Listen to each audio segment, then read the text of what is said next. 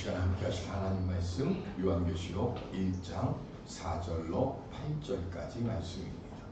요한계시록 1장 4절로 8절. 요한은 아시아에 있는 7교회에 편지하노니 이제도 계시고 전에도 계셨고 장차 오실 이와 그의 보좌 앞에 있는 7 영광 또 충성의 주님으로 죽은 자들 가운데서 원장하시고 땅에 있는 그들의 머리가 되신 예수 그리스도로 말미암아 은혜와 평강이 너희에게 있기를 원한다. 우리를 사랑하사 그의 피로 우리 죄에서 우리를 해방하시고 그의 아버지 하나님을 위하여 우리를 나라와 제사장으로 삼으신 그에게 영광과 능력이 세세토록 있기를 원하노라. 아멘.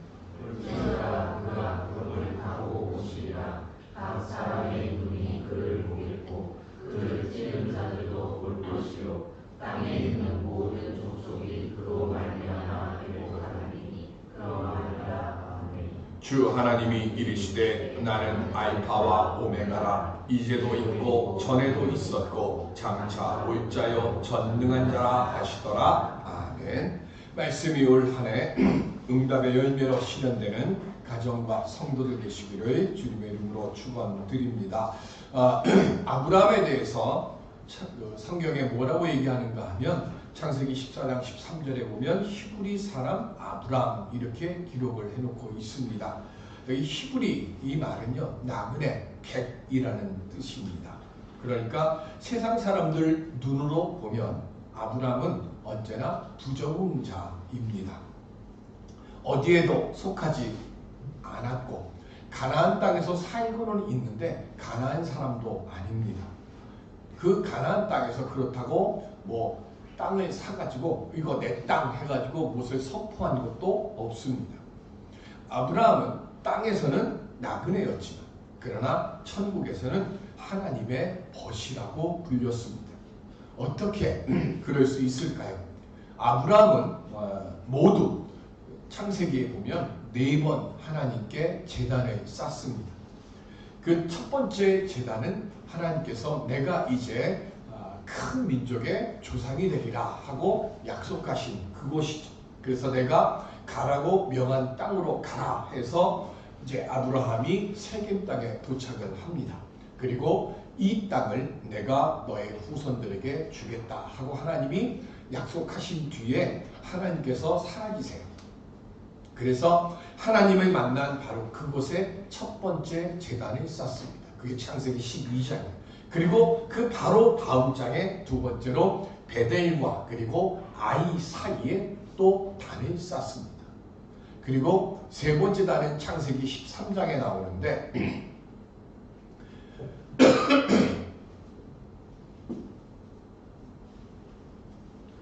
조카 롯하고 헤어진 뒤에 네가 먼저 가고 싶은 땅을 네가 선택해라. 네가 동하면 내가 서하고 네가 서하면 내가 동하겠다 해서 롯하고 헤어집니다. 그리고 난 뒤에 도착한 곳이 헤브론인데 그 헤브론에 세 번째 제단을 쌓습니다. 그리고 마지막 네 번째 제단은 모리아 산에 올라가서 그곳에서 쌓습니다. 모리아 산에서 누구를 제물로 바치려고 했습니까? 이삭이죠. 100세 때 얻은 아들 이삭을 제물로 바치려고 할 때에 그때 하나님께서 아브라함에게 그 칼이 든 아브라함의 손을 멈추게 하고는 네가 온전히 하나님을 경외하는 줄 알게 되었다 하는 음성을 듣습니다. 그렇게 하니까 야고보 2장 23절 시작. 이에 성경에 이른바 아브라함이 하나님을 믿으니 이것을 의로 여기셨다는 말씀이 이루어졌고 그는 하나님의 벗이라 칭함을 받았나니. 아멘. 그래서 하나님의 벗이라고 하는 칭함을 얻게 됩니다. 아브라함이 어떻게 하나님의 벗이라는 칭함을 받을 수 있었는가? 그건 자신이 소중하다고 여기는 모든 것을 다 하나님께서 원하시면 드렸어요. 그런 믿음을 가지니까 하나님께서 벗이라고 말씀을 합니다. 우리 많이 들은 얘기가 있죠. 어떤 나그네가 산길을 가다가 그만 떨어졌어요. 떨어지는데 절벽 밑으로 떨어지는데 손을 뻗어서 딱 잡았더니 나뭇가지가 딱 걸린 거죠. 그래서 그 나뭇가지가 제일 처음에 누구에게 도와달라고 그러니까 하나님 도와주세요. 그럼 그때 하나님의 음성이 들립니다. 뭐라고 합니까? 그 나뭇가지에 잡은 손을 놓아라. 그럼 내가 받아줄게. 그때 그 사람이 뭐라고 그랬죠? 여기 하나님 말고 사람 없습니까? 하고 외쳤다고 합니다. 다른 사람들은 손을 놓아라. 그러니까 다른 사람을 찾았어요. 그런데 아브라함은 손을 놓아라. 그러니까 그 손을 정말로 놓은 거예요. 그 손을 정말로 놓으니까 말씀대로 손을 놓으니까 하나님의 벗이라고 하는 칭함을 얻게 됐습니다. 금년 한 해 이런 둘째 주 주일날 드리는 말씀입니다. 빌립보서 4장 19절 시작.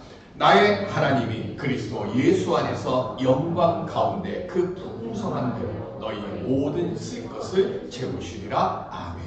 하나님께 아브라함처럼 내 모든 걸 맡기면 하나님이 우리의 모든 것을 채워 주십니다.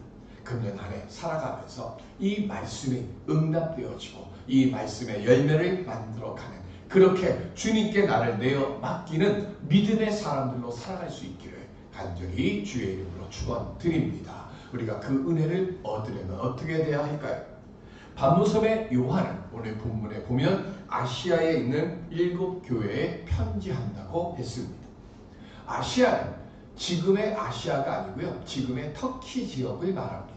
이 터키 지역을 성경에서는 뭐라고 얘기하는가 하면 소아시아라고 이야기를 합니다. 이 소아시아 지역에 교회가 7개만 있는 게 아닙니다. 엄청나게 많은 교회가 있어요. 그런데 그 엄청나게 많은 교회에다가 편지를 하는 게 아니라 몇 교회에다가 편지를 한다고요? 7교회에다가 편지를 한다고 합니다. 이 7교회는요. 요즘은 어떻게 가르치는지 모르지만 제가 학교 다닐 때 지리 시간에 배웠던 게 있어요. 대전에 대해서 이야기할 때 교통의 요충지로서 성장 가능한 도시 이렇게 했어요. 그게 벌써 40년 전 얘기니까 지금은 어떻게 가르치실지 모르겠습니다. 제 때만 해도 거기서 호남선 그리고 경부선이 갈라지고 그쪽에서부터 전라도와 경상도로 나뉘어지는 그 길목에 있기 때문에 대전은 그런 교통 요충지로 아주 중요한 도시다 이렇게 가르쳤어요. 마찬가지로 이 7교회도 바로 그런 교회가 있는 그 자리가 교통의 요충지였어요. 모든 것에 대해서 사방팔달로 쫙 펼쳐져 있는 곳, 이것이 지금 편지를 받고 있는 7교회의 위치예요. 그리고 두 번째로 요한계시록을 보면 7이라고 하는 숫자가 특별히 많이 나옵니다. 오늘 본문에도 보면 보좌 앞에 7영 이렇게 돼 있어요. 0이 어떻게 7개가 되죠? 0은 몇 개입니까? 0은 우리가 아는 성령 하나예요. 그런데 왜 7영이라고 보좌 앞에 7영이라고 했을까요? 그리고 왜 7교회의 편지를 썼을까 하는 거예요. 신약 성경 시대, 구약 성경 시대가 아니고요. 신약 성경 시대에 유대인들은, 유대 크리스찬들은 숫자에 의미들이 있어요. 하나는 뭘 얘기하는 거죠? 유일하신, 전능하신 하나님. 이게 숫자 하나입니다. 그러면 숫자 3은 뭘 얘기할까요? 성부, 성자, 성령, 삼위 하나님을 말합니다. 그럼 4는 4 하면 우리 뭐 생각나는 게 있을까요? 동서남북. 그리고 이건 우리가 땅에서의 얘기가 동서남북이고요. 유대인 크리스찬들에게 있어 4는 온 우주를 뜻하는 숫자가 4입니다. 그러면 7이라고 하는 숫자는요. 어떻게 만들어지죠? 성부, 성자, 성령, 삼위 하나님, 삼과 그리고 우주를 뜻하는 4가 더해지는 거예요. 그러면 어떻게 돼요? 무소부재하시고 전지전능하신 온전하신 하나님의 모든 것. 그래서 완전히 충만하다. 이걸 뜻할 때 7을 씁니다. 그리고 구약에서의 완전 숫자는 12와 40이고요. 그리고 신약시대 때 있어서의 완전 숫자는 10이에요. 그래서 12 곱하기 12 하면 어떻게 되죠? 144가 되고 거기에 1000은 많다라는 것을 뜻하는 거고요. 10이 넘어가면 10은 완전이라는 것이고요. 그리고 10, 100, 1000은 다 뭐냐면 많다, 크다 이 뜻을 얘기하는 거예요. 그러니까 14만 4천이라고 얘기할 때 여호와의 증인들이 얘기하거나 저 이만희가 얘기하는 숫자 14만 4천 이 숫자가 아니에요. 14만 4천이라고 하는 것은 하나님으로부터 구원을 얻을 충만한 숫자를 뜻하는 거예요. 그러니까 그렇게 온전히 채워지는 숫자 이거를 뜻하는 거니까 오늘 7교회에다가 편지를 썼다라고 얘기할 때는 뭐냐면 이 7교회에 보내는 편지 속에 있는 내용이라고 하면 이 세상에 있는 모든 교회의 문제들은 이 7교회에 보내는 편지 속에 다 해결책이 있으니까 이 편지를 뭐 하라고요? 회람하라는 거예요. 보내는 거는 7교회에다가만 보냈지만 이 받아본 7교회의 교회들이 이 소아시아 지역에 있는 수백 개의 교회에다가 이 편지를 전해서 그 편지를 읽고 소아시아에 있는 모든 교회들이 깨달으라고 그렇게 해서 7교회에다가 편지를 보내는 겁니다. 그런데 4절에 보면 이렇게 얘기를 해요. 이제도 계시고 전에도 계셨고 장차 오실 이 이랬습니다. 자, 첫째, 누구를 얘기하는 겁니까? 장차 오시리 예수 그리스도를 얘기합니다. 그런데 우리가 얘기할 때 시간을 얘기할 때요. 과거, 현재, 미래로 얘기를 하잖아요. 근데 요한계시록을 보면 과거, 현재, 미래가 아니라 항상 뭐부터 시작되는가 하면 지금, 현재, 이제 이게 중요해요. 이게 지금 항상 앞에 나와요. 왜 그럴까요? 요한이 왜 반모성에 지금 유배를 갔습니까? 예수를 그리스도로 믿고 고백하고 예수를 따른다는 이유 때문이에요. 수많은 사람들이 그 이유로 체포됐고 고문당하고 죽임을 당합니다. 지금 이곳에 지금 이 시간에 하나님이 안 계신 것 같아요. 과거에 구약시대에는 하나님이 계셨어. 그리고 예수님 재림하신다고 했으니까 장차에도 예수님이 오실 거는 같아요. 그러니까 과거에도 믿었고 지금도 믿고는 있어요. 그런데 지금 이 시간에는 하나님이 안 계신 것 같아요.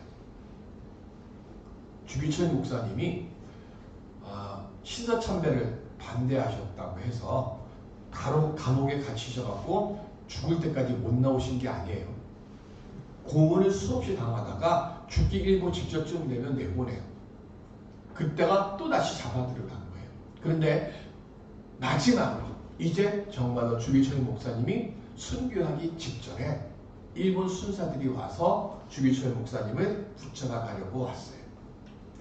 근데 일본 순사들이 왔다는 그 이야기를 듣고 주기철 목사님이요 벌벌벌 떨면서 집에 있는 기둥을 붙잡고 걸음을 떠는 거예요.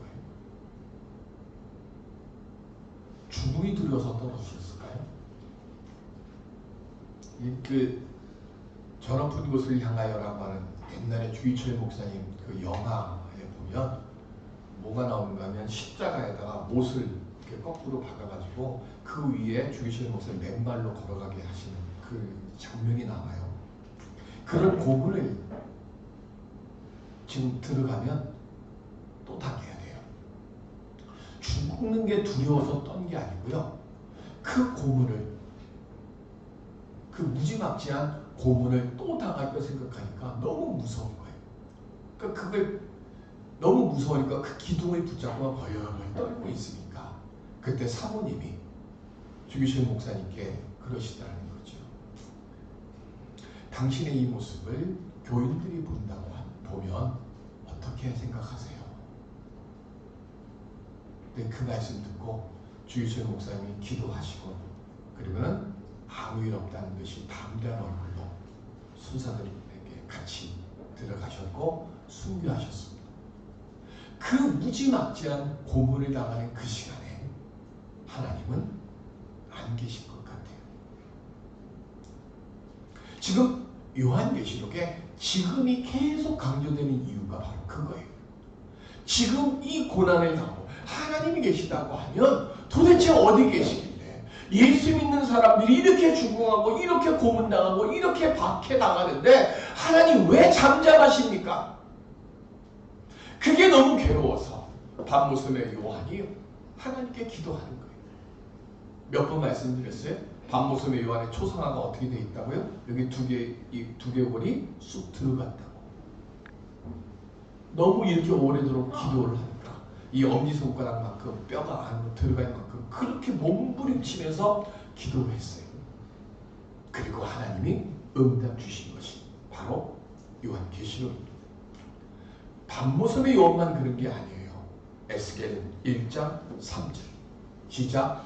갈대아 땅 그바이 강가에서 여호와의 말씀이 부시의 아들 제사장 나 에스겔에게 특별히 임하고 여호와의 권능이 내 위에 있으니라. 아멘. 기원전 596년 제2차 바벨론의 포로로 잡혀간 그때에 왕 여호야긴과 함께 25살 된 에스겔이 붙잡혀갑니다. 30살이 되어야 제사장이 되는데 25살이기 때문에 아직 제사장 되지를 못했어요. 그리고 나서 이 바벨론 땅 끌려가서 그곳에서 5년 동안 노역에 시달립니다.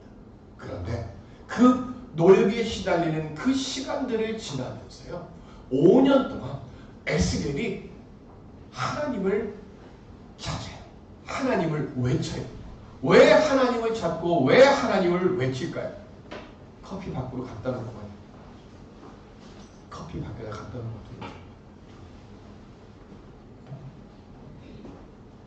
왜 에스겔이 그렇게 5년 동안 하나님을 찾고 울부짖었을까요?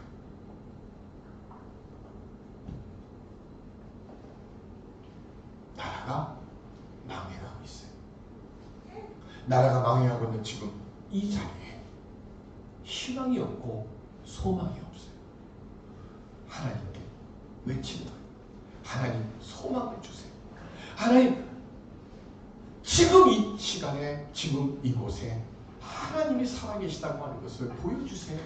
그렇게 외치며 외쳤더니 하나님이 5년째 되더래 에스겔에게 환상으로 나타나셨습니다. 에스겔서, 다니엘서, 요한계시록 다 말로도 표현할 수 없는 고통의 자리에서 그 믿음을 지켜가기 위해 몸부림치는 사람들에게 지금이 중요하다는 것을 묵시로 가르쳐 주신 책들입니다.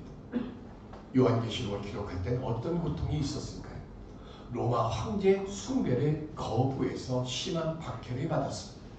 로마 황제 시대 때는 모든 공무서의 첫머리의 시작이 이렇습니다.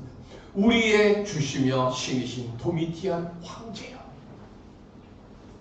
네로 다음으로 가장 오랜 기간 동안 가장 심하게 2차 대박해를 했던 것이 도미티안 황제인데, 이 도미티안 황제 때 자기를 하나님처럼 만든 거예요. 그래서 그 하나님처럼 자기를 숭배하라고. 그런데 기독교인들은 그렇게 할 수가 없잖아요. 예수를 그리스도로 고백하는 성도들은 그렇게 할 수가 없어요. 우리를 위해서 부활의 첫 열매가 되셨고 대속의 죽임을 당하신 예수 그리스도를 향한 그 믿음을 지킨다는 이유로 그래서 박해를 당하고 있어요. 예수님이 그래서 누구신지를 오늘 요한은 확실하게 말씀하고 있습니다. 5절에 보면 땅의 임금들의 머리가 되신 예수 그리스도 이렇게 얘기를 했어요. 지금은 뭐 대통령 막 욕하잖아요.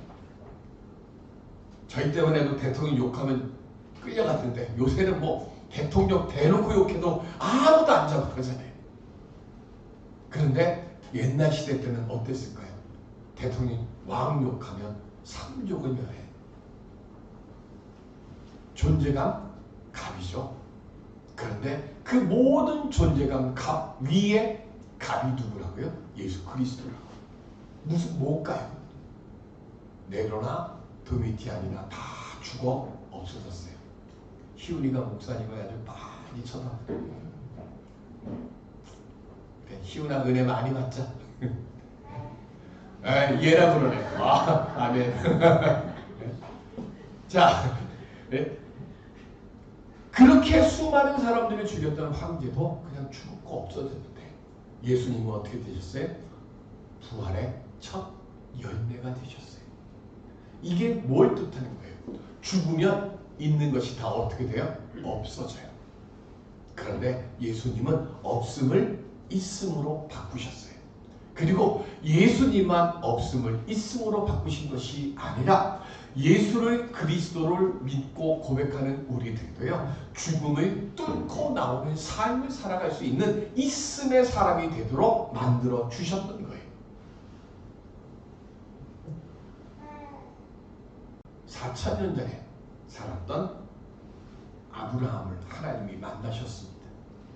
그리고 그로부터 400년 뒤에 모세에게도 하나님이 나타나셨습니다.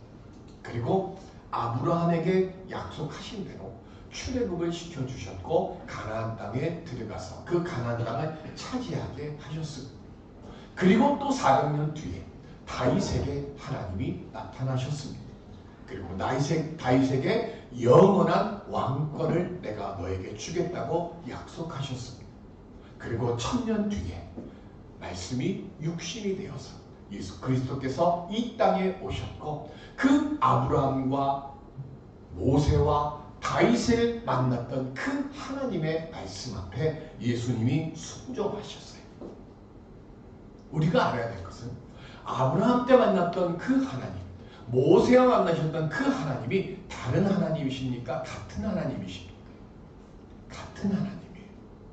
아브라함 때 만났던 하나님, 모세 400년 후에 모세, 또 400년 후에 다윗, 1000년 뒤에 예수 그리스도, 그리고 2000년이 지난 지금 우리를 만나는 그 하나님은 언제나 지금의 하나님이에요. 과거의 하나님이 아니고 미래의 하나님이 아니고 시간은 바뀌어요. 우리는 과거, 현재, 미래라고 하는 시간 속에 갇혀서 살아가지만 하나님은 과거, 현재, 미래가 없으신 언제나 뭐예요? 지금에 계시는 하나님이에요. 그런데 문제는 지금 속에 살고 있는 우리들이기 때문에 우리는 고난을 당하고 괴로움을 당하고 궁핍함을 당하고 그리고 질병의 문제로 신음해요. 지금 속에 갇혀 있으니까 우리는 신음하는데 지금 속에 갇혀서 신음하는 우리들을 지금 이 세상 속에서 역사하시는 하나님을 만나게 되면 그것이 뭐가 되는 거예요? 문제가 해결이 돼요. 아픔이 회복이 돼요. 없음이 있음이 되는 거예요. 그래서 우리는 그 고통 속에서 누굴 만나야 돼요? 지금 계시는 하나님을 만나야 되는 거예요. 2000년 전에 하나님을 만나는 게 아니에요. 우리가 성경 말씀을 보면서요. 여러분, 저도 뭐 성경에 쭉쭉 밑줄이 쳐져 있지만 여러분도 밑줄이 다 쳐져 있을 거예요. 여러분도 성경에 왜 밑줄 쳐요? 그 말씀에 뭔가 내가 은혜를 받았던가 아니면 뭔가 깨달음을 받았던가 그래서 우리가 성경에 밑줄 치잖아요. 그런데 밑줄 친 그 성경을 여러분들 얼마나 기억하고 계십니까? 헬렌 켈러가 이렇게 얘기했습니다. 성경에 밑줄 긋는 것도 좋지만 성령이 내 삶에 밑줄을 긋게 하는 삶이 더 좋습니다.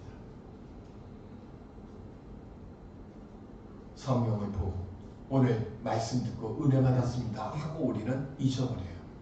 그게 아니라 은혜를 받았으면 성경을 보고 내가 은혜를 받았으면 이 말씀이 내 삶 속에서 그대로 이루어지도록 내가 믿고 행해야죠. 그게 지금 계시는 하나님을 만나는 출발점이죠. 성경 말씀을 지식으로 두지 말고 내 삶 속에서 실천하며 깨닫는 알을 체험하고 고백할 때 그때 비로소 그 말씀이 내 삶 속에서 열매가 되고 그 말씀이 내 삶 속에서 능력이 되어지는 줄로 믿습니다. 근데 이건 아무에게나 주어지는 게 아니에요. 누구에게 주어져요? 5절에 보면 우리 5절 같이 한번 볼까요? 시작. 또 충성된 증인으로 죽은 자들 가운데서 먼저 나시고 부활을 얘기하는 거예요. 땅의 임금들의 머리가 되신 예수 그리스도로 말미암아 은혜와 평강이 너희에게 있기를. 여기 은혜는요 헬라 사람, 그리스 사람, 그 당시 그리스 로마 사람들의 평안을 구하는 인사가 은혜예요. 그 다음에 평강은 뭘 뜻하는 거예요? 이스라엘 사람, 유대인들의 인사예요. 유대인들이 가장 원하는 인사 샬롬을 오늘 요한은 그걸 평강으로 번역한 거예요. 그래서 은혜와 평강이 너에게 있기를 원하노라 그래 놓고 그 다음 뭐라 그래요? 우리를 사랑하사 그의 피로 우리 죄에서 우리를 해방하시고. 왜? 우리를 사랑하신 예수님이 왜 우리를 해방시키시기 위해서 피를 십자가에서 흘리셨을까? 그 이유가 6절에 나오는 거예요. 그의 아버지 하나님을 위하여 우리를 나라와 제사장으로 삼으셨다 그랬어요. 무슨 얘기인가 하면 죄를 가지고 있으면 제사장이 될 수가 없는 거예요. 죄가 있으면 제사장의 나라가 될 수가 없어요. 오늘 우리 번역에는 나라와 제사장으로 삼으셨다 이렇게 되어 있고요. 원래 헬라 원뜻으로 얘기를 하면 제사장들로 구성된 나라를 삼으셨다는 거예요.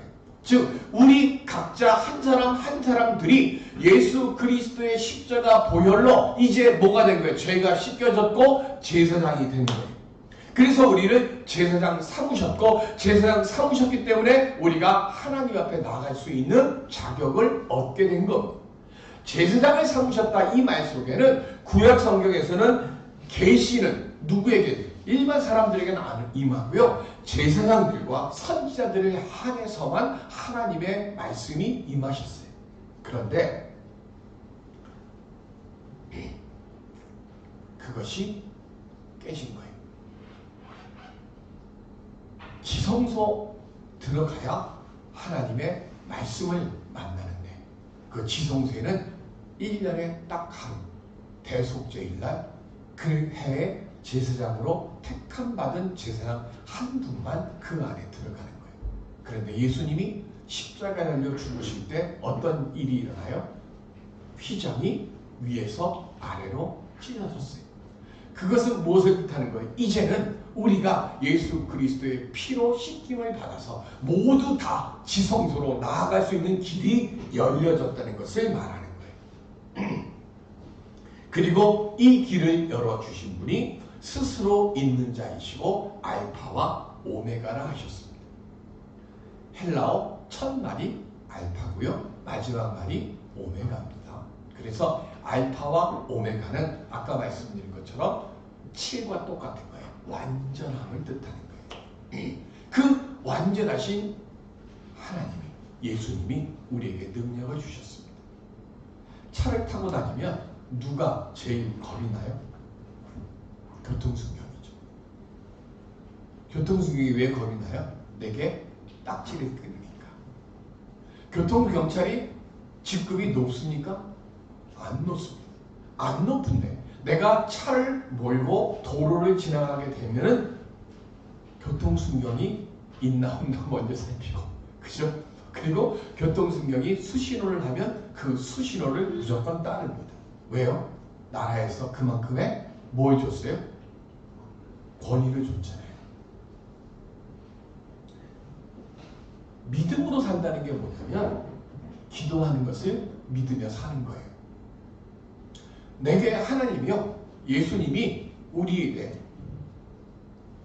갈릴리 호수를 건너가다가 풍랑이 왔을 때 주무시는 예수님이 깨었더니 예수님이 일어나셔서 누가복음에 뭐라고 말씀하셨다고 그랬어요?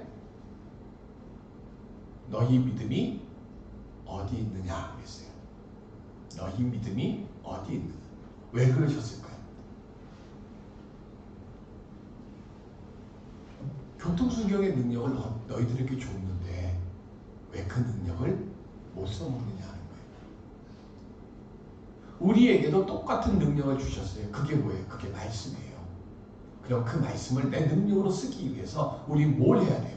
에스겔 36장 37절 시작. 주 여호와께서 이같이 말씀하셨느니라. 그래도 이스라엘 족속이 이같이 자기들에게 이루어 주기를 내게 구하여야 할지라. 내가 그들의 수요를 양떼같이 많아지게 하되 아멘.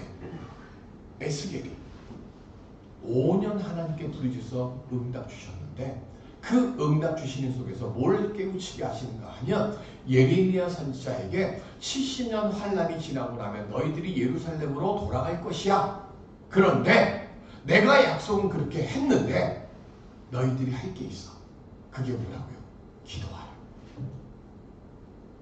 하나님이 우리에게 약속의 말씀을 주셨어요. 내가 너에게 이러이러한 능력을 줄게. 예수님이 그랬어요. 너희들이 지금까지 내 이름으로 아무것도 구하지 아니했지만 이제부터 내 이름으로 구하라. 그러면 너에게 주리라.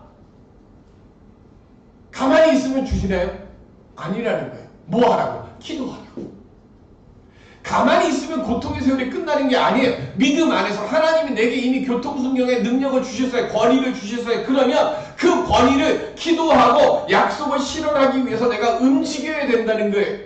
하다못해 풍랑 보고 예수 그리스도의 이름으로 명하노니 멈추어라라고 외치는 소리라도 하라는 거예요. 내가 그렇게 말씀을 믿고 기도하면서 무언가 하고자 할 때 그때 알파와 오메가 되시는 예수 그리스도께서 내 삶 속에서 역사하신다는 겁니다. 금년 한 해 제가 여러분 오늘 말씀 카드 갖고 오느라 좀 늦었는데 전도사님 드리는 그 말씀이요. 여러분들 52주 중에 그 말씀이 내게 능력이 되는 그 시간을 체험하시기 바랍니다. 주여 말씀대로 이루어 주옵소서. 내가 그렇게 믿고 확신하고 기도하면서 하다못해 바람아 멈추어라. 오늘 비 온다 그래요. 내가 갈 때까지만 하늘아 잠깐 멈춰라. 외쳐보기라도 하자. 우리 외쳐보지 않았잖아요. 외치면 하나님이 역사하실 줄로 믿고 그러면 지금 이 역사 속에서 살아 움직이시는 통치하시는 하나님의 그 권능은 오늘 주신 말씀 빌립보서 4장 19절의 말씀처럼 너희 쓸 것을 내가 채워주겠다고 하는 그 응답을 금년 안에 살아가면서 고백하는 경험하는 우리 모두가 될 수 있기를 주님의 이름으로 축원드립니다. 은혜의 아버지 하나님 말씀이 육신이 되어지는 그 역사를 주여 이 한 해를 살아가면서 체험하고 경험하면 우리들이 되게 해 주시옵소서. 감사하며 예수 그리스도의 이름으로 기도드립니다. 아멘.